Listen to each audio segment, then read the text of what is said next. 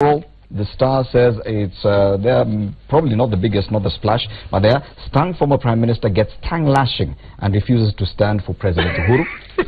And of course, the standard fiery politics to the end. That's of course in reference to former Cabinet Minister William Ntimama, who was laid to rest yesterday in Narok. Now we have a story by Stephen Leto, who says that political rhetoric dominated that funeral. Let's take a look at the story. That a political showdown was looming during the funeral of long-serving politician William Ntimama became apparent as the president and the opposition chief made their entry to the venue of the funeral. CORD leader Raila Odinga choosing to cut through the crowd, avoiding the red carpet laid down for dignitaries, as President Uhuru Kenyatta signed a visitor's book at the waiting area. The two keen to ensure the Maasai bloc left behind by the late Ntimama is swayed to their political advantage ahead of the 2017 polls. TJRC iko katika bungeni, imekuwa katika bunge, it has been tabled and it's waiting for discussion. You cannot, in all honesty, because I was leader of government business, in all honesty say that the Truth, Justice and Reconciliation Committee ati iko kwa bunge na mutafanya wakati fulani. Ntimama was literally following to know what is the revenue collection of Narok County Council. When Odinga took to the podium, he was keen to tell the gathering that contrary to the widely held belief, Ntimama had not defected to Jubilee. Odinga openly accusing part of the Jubilee administration of oppressing the Maasai in Narok. His statement did not go well with President Uhuru Kenyatta. Ntimama alienda State House. Alipotoka State House, akanipiga simu.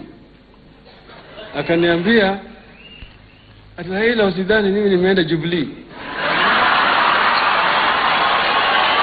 Kuna mkono moja Jubilee ambaye inatufinya sisi kule Narok. Kwa hivyo mimi nimeenda kwa mkono moja ya Uhuru tusaidie sisi na shida ambayo tuko nayo kule Narok. Kwa hivyo sisi tunazika Ntimama na bendera ya chama chetu cha ODM. Wewe achana na mambo ya Jubilee. Jubilee haina mikono miwili au mitatu.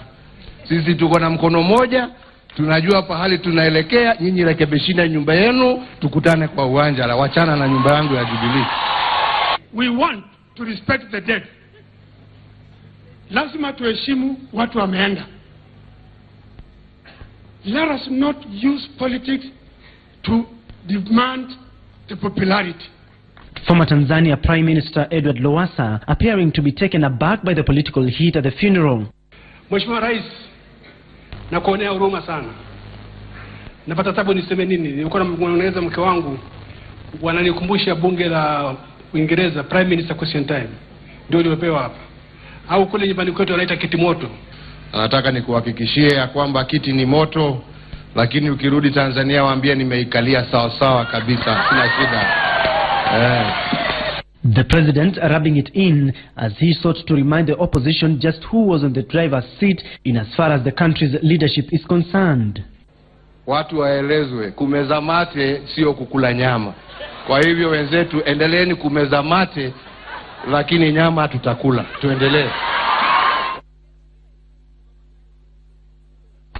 Wow, that story there by Stephen Leto. Very interesting bites from the president. And according to the story on the Star, is that actually the former Prime Minister, ODM leader, refused to stand for the president when immediately after his speech, because everyone else stood up and Raila Odinga remained seated. And I don't know, what does this tell you as you watch your party leader doing this? Let's start with the last remark from the president. He says, kumeza mate si kukula nyama. Nyinyi muendelee opposition kumeza mate, sisi tutakula nyama. Who is this sisi? Who is eating the nyama? Look at the last 3-4 years, the range of scandals. It's clearly who in Jubilee anakula nyama. Na hii nyama wamefuga ama ni nyama wameiba.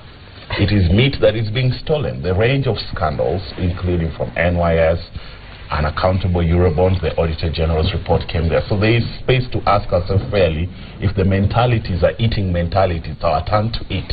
and to be so arrogant and boastful about it, not showing any humility that this is actually a sacred duty you've been granted and a trust to serve in that office, to serve in that government, to improve the lives of Kenya, not to enjoy yourself personally as the leadership class.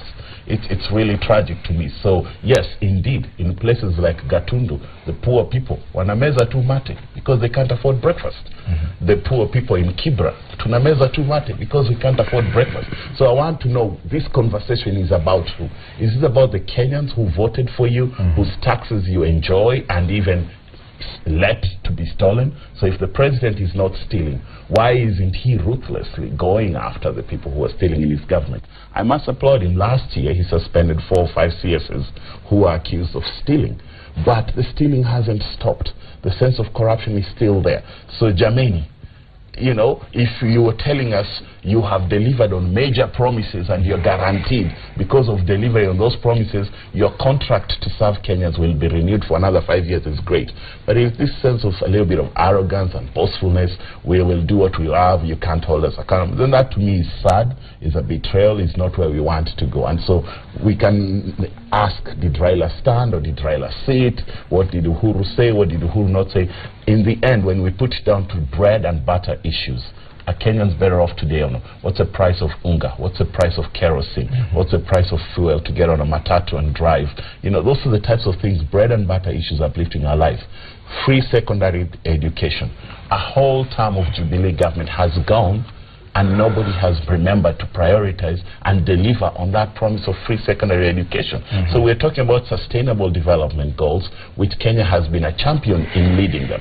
But when you talk on women's rights and women's inclusion in leadership, one of the sustainable development goals, Kenya has not taken the steps it needs to do there, and nothing stopping Jubilee. On the TJRC report, Jubilee is frankly not telling the truth. The report has been brought to Parliament. When we got there, it has been 3 years. They have not found time to put it up for debate. So many other things have we debated. When Jubilee is serious about something, the IEBC Select Committee, they went and got a report. They got laws done in record time and amended, and they have promised us, according to that timeline, by the 30th of this month we'll have a new IEBC commission in place. When Jubilee is serious about it, they take it serious. When they're not, it never happens. They're not serious about TJRC, they're not serious about the 2/3 gender rule, they're not serious about economic inclusion and making sure all our children have access to free secondary education of a certain quality. So our youth are being wasted. So yes, tumebaki tunakula nyama, our mouths are dry, and we are watching you as you eat nyama there nicely, and we swallow in our imagination. And it's a sad and before it's not something to celebrate. Before Bwana Hassan Omar give you an opportunity, I need to make this clarification that my panel may appear really tilted to one side because we only have members of the court coalition. We're nationalists. We need to clarify this to our audience that indeed Senator Kimani Wamatangi from Kiambu County had confirmed his attendance, but he was unable to make it this morning, and he has sent an apology because of they had to sit late into the night. Of course, but this senator starts late through the night in the same Senate. Now, of course, we can debate whether let me tell you. In the morning. Imagine now, I was imagining myself, I could equally have this type of a headline: fairy politics to the end. Controversy, fairy politics, stock Hassan Omar to the end, as Ken and Fred trade barbs at burial attended by cross-section. Is that what you aspire? Fred and Ken clash at Omar funeral. Really, first and foremost, I believe we should keep politics out of funerals. It was wrong for both parties. Really, don't treat us to these theaters on a platform, on a funeral platform. I personally resist to that extent, reasonably possible, to speak politics in a funeral, unless that politics is in celebration of the life of the person as a politician. So I think what happens is we need to respect that type of those types of occasions. I think right now we have so much democratic space. I know how funerals ended up becoming political events. It's because Kenyatta and Nyayo regime had suffocated democratic associations, and therefore people use funerals as an opportunity to ventilate the political frustration. So these are headlines I myself will have never wanted to have. So let's not give them to people, number one. Number two, I think the president's remarks were fairly distasteful. I think this politics is not about eating, it's about service. You do not tell us we are salivating. And that's why we have created this crude competition for power. Say you politicians want to be out there, but we are continuing to govern. We are governing all Kenyans equally. Because the opposition enjoys almost half of this country. It's almost split half and half. That's why Kenya's democracy is flourishing. Not because of the grandeur nature of our presidency or the magnanimity of our institution. It's because there is a viable opposition, that is a viable alternative, and that alternative enjoys almost 50% of the country's support. So therefore we are balanced. We are not in a country where the opposition or the government numbers are skewed in favor of one. So I think we need a bit of decorum, even in terms of how we address public issues, or how we address certain issues. And therefore I think that whole arena, as he puts it, to go and demonstrate contestation. I noticed the Narok people were fairly good people. They cheered almost everybody equally. But their vote is theirs. You know, anybody who said something wild or something interesting, they cheered them. But the vote is ultimately their own. And I think I want to celebrate the late Ntimama. Is a person I knew very closely. He was one of my inspirations. I liked his eloquence. In fact, I really enjoy eloquence in terms of speech, because eloquence also sometimes reflects the state of your heart. The more eloquent you are, it means you have really nothing to hide, nothing to govern, nothing to limit, nothing to stage manage. He was eloquent. He was a defender of minorities, all minorities. He's some of those people we emulated as minorities, that we can mean something to this country and be competitive notwithstanding. It meant education, it meant equal opportunity for representation, it meant mobility in politics, mobility in public service, and he represented all that. And he, therefore, his particular championship for Maasai gave hope and inspiration to a lot of other minority communities in terms of being part of the national prism of how to govern this country. So that for him, and then he always donned his Maasai culture. No matter what you thought about Ntimama, he always had a red somewhere that demonstrated that he's truly Maasai, and proudly so. And Maasai, you know, is what is reflects almost all Kenyans. You know, when a friend of mine came to Kenya, he thought all Kenyans were Maasais. So he was expecting all of us with a bow and arrow and in a red shuka. Final word. I think may the soul of Ntimama rest in peace. For many years he served in the public limelight and fought valiantly for the Maasai, especially on land rights.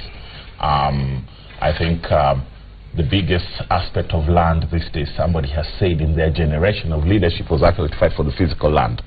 The biggest asset of land these days is the material between your two ears. And we must make sure that Maasai boys and girls are getting quality education, they have access to quality healthcare, quality jobs and innovation as the economy is evolving. And it's not just about land.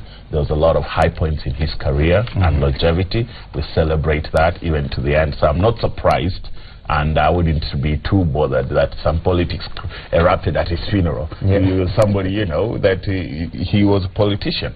So in that sense, yes, it shouldn't be abusive politics, insultive politics by any means. But you saw even Lowassa, former Prime Minister of Tanzania, Maasai from Tanzania, came here and reminded people, defend the land of the Maasais. So that is important. But I challenge the next generation of Maasai leadership to say, think beyond the physical land, maintain and own and have the stewardship of that land, because it's a wild heritage, but also make sure that you invest in the land that's intellectual capacity of Maasai young people to be the next inventors of medications that will treat diseases or technology that will enhance our lives. And Ntimama was not a saint. So even as he goes on, let us learn from him. There were low points in the Moi era in 1991-92. You know, before multipartyism came in. These were the people of the first round of clashes that told people to lie low like an envelope. So there are low points. We can't say this guy was a saint. There were low points, but overall in a great career, good as it is, we celebrate and pray for his family as they mourn, and we should learn the strong points that he did in his career and emulate that. Thank you, Ken Okoth, Member of Parliament for Kibra, and Hassan Omar, Senator, Mombasa County, helping us look at the headlines this morning. And of course, on that note, as you said, William Ole Ntimama was a very eloquent speaker. Of course, he was a well-read man who seamlessly married Western practices, including religion, with his Maasai community traditions. Now, the two cultures found space in his elaborate state funeral yesterday that featured Christian rites and special funeral honors reserved for senior